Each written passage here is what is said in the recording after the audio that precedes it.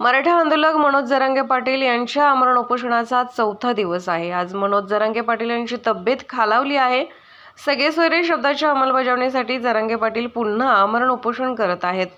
जरांगे पाटील यांचा बीपी कमी झालाय तर शरीरातील पाणी पातळी कमी झाली आहे। त्यामुळे मनोज जरांगे पाटील यांना उपचाराची गरज आहे। मात्र डॉक्टरांनी त्यांना उपचारासाठी विनंती केली असता मनोज जरांगे यांनी नकार दिला आहे, अशी प्रतिक्रिया जिल्हा आरोग्य अधिकारी जयश्री भुसारे यांनी दिली आहे। आज सकाळपासूनच थोडीशी प्रकृती खालवलेली आहे। आज उपोषणाचा चौथा दिवस आहे।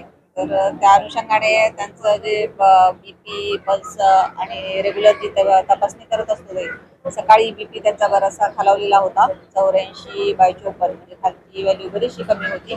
त्याच्यानंतर परत एकदा आता ब्लड शुगर रक्तातली त्याची बघण्यात आली तर ती पण 70 झालेली आहे। म्हणजे ही बरीचशी खालच्या साईडला आलेली आहे।